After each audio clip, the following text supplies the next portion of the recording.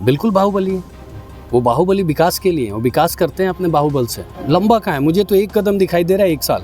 पहले तो ये 1 साल में क्या कर लेते हैं वो हम दिखाना चाहते हैं कि 10 साल में जो नहीं हुआ है वो 1 साल में करना है। विधानसभा उपचुनाव में आज एनडीए प्रत्याशी के तौर पर विशाल प्रशांत बीजेपी की ओर से नामांकन का पर्चा दाखिल कर दिए और चुनावी मैदान में उतर चुके हैं। हम सीधे उनसे बात करेंगे और जानने की कोशिश करेंगे कि वो जनता के बीच में किन मुद्दों को लेकर जाएंगे और क्या रहेगा तरारी विधानसभा में उनका जीत का सिनेरियो। क्या कहेंगे? जब मैं आज नामांकन पर्चा भर के आ रहा था तो मुझे वही चीज़ें याद आ रही थी जो अभी मैं नामांकन से पहले गांव में गया, लोगों की आंखों में देखा। उनकी आंख में एक भूख सी है, वो भूख जो उन्होंने 2010 और 15 में खाया पिया है, देखा है। अब वो भूखे हुए हैं 9 साल से। मैं उसी भूख को मिटाने के लिए फिर से आ रहा हूँ। धन्यवाद। ये बताइए प्रशांत जी कि चूँकि राजनीति में पहला कदम और इतनी बड़ी जिम्मेवारी सौंप दी गई है पार्टी के द्वारा, क्या लग रहा है आपके सामने दो बड़े धुरंधर सामने नज़र आ रहे हैं, राजू यादव और जो रक्षा मंत्रालय के सेकंड मैन के तौर पे जो है SK Singh, retired lieutenant general, वो आपके सामने है। क्या लग रहा है कि कैसा रहेगा? जब मैं जनता की आंखों में देखता हूँ तो मुझे और कोई नज़र नहीं आता है। मुझे नहीं दिखता है कहीं भी कोई भी जो ये चाहता है कि मैं फिर से उसी को वोट दूं जिसने 9 साल हमें परेशान किए। और बाकी का तो मुझे पता है शायद कि जो रूल्स है वो लोग रूल्स ही पूरा नहीं कर पा रहे हैं। धन्यवाद।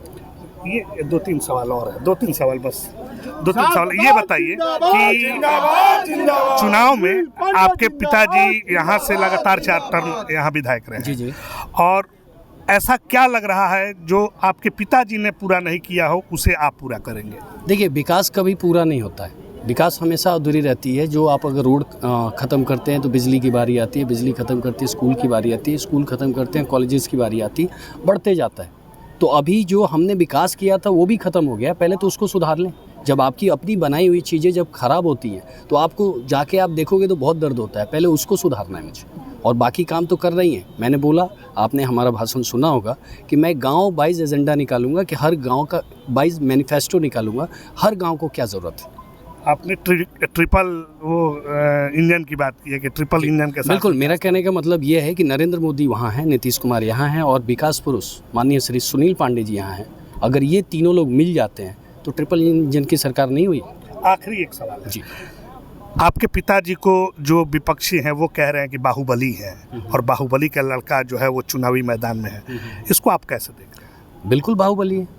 वो बाहुबली विकास के लिए है, वो विकास करते हैं अपने बाहुबल से। सुनील पांडे जिंदाबाद, जिंदाबाद, जिंदाबाद। और बाकी अगर आप केसेस देखें तो आप अभी तक उनके ऊपर एक भी केसेस नहीं आज के डेट में, आप जाके चेक कीजिए, ठीक है। और छोटे मोटी चीज़ें तो सबके ऊपर होती है, जैसे माइक का, स्पीकर का, ये सारी आचार संहिता की केसेस हैं।